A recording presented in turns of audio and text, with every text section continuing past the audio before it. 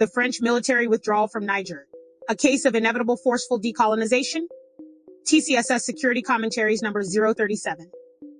Recently, the French military started evacuating from sites in southwest Niger in a move that is said to have further damaged France's image in the war-torn Sahel area of West Africa. The withdrawal was ordered by the military regime in Niger. Similarly, the militaries of neighboring Mali and Burkina Faso have also successfully driven out French forces since taking control of those countries. This is against the backdrop of the 10-year Islamist insurgency in the Sahel and increasing Euro-American unease about Russia's presumed growing influence in Africa. However, the latest episode of the French forces being kicked out of Niger in the wake of similar evictions from other former French colonies in the Sahel region of Africa, such as Mali and Burkina Faso, could indeed be a manifestation of the deployment of violence to facilitate true decolonization as had hitherto been postulated by revolutionary decolonization thinker Frantz Fanon. Since the 1960s, the West African nations that were once under French colonial occupation have supposedly formally gained political independence, allowing them the right to rule themselves. Nevertheless, a closer look at these nations' current social, political, and economic systems indicates an unbroken continuum with the colonial past. It is clear from looking at the political, social, and economic situations in these former French colonies that French colonialism has surprisingly been alive, thanks to the obnoxious pact for the continuation of colonization that the French colonizers forced their African colonies to sign as the only condition for agreeing to self-rule by the colonized peoples. France signed the obnoxious pact for the continuation of colonization with 11 African countries, including Niger. The intention was to keep French colonial rule in Africa intact. Although the agreement was first made on April 9, 1944, it wasn't put into effect until December 19, 1947. The initiation of the French Pact for the Continuation of Colonialism was one of the key negative developments in Africa's history of being invaded and colonized. According to this pact, France would be able to use military force to intervene in any nation that signed it. In addition, it stated that while each nation would maintain its sovereignty, treaties could only with France as a signatory. In order to maintain French colonial dominance in Africa, the agreement for colonization's perpetuation also required that the former French colonies' economies be consciously placed under France's total control up to the present period. All of these nations continue to use the FCFA, or Franc des Colonies Françaises d'Afrique, in lieu of establishing their own national currency. As a result, their national currencies are linked to the French national currency, which, paradoxically, has since vanished with the introduction of the euro as the common currency for all of the Eurozone's member states, including France. The foreign reserves of these countries are also compulsorily deposited in the French central bank, and they can only borrow a fraction of what they have deposited with the French treasury as loans at incredibly cutthroat rates.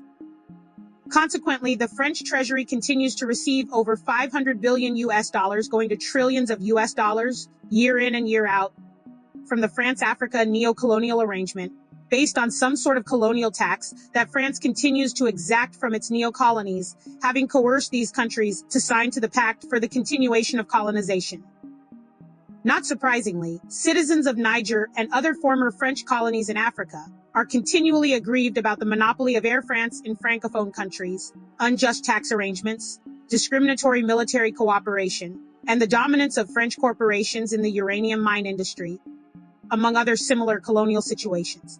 Indeed, a former French president, Jacques Chirac, has been reported as one of the Europeans, and particularly French, who believed that without African resources, France would slide down into the ranks of a so-called third world power instead of a so-called first world power.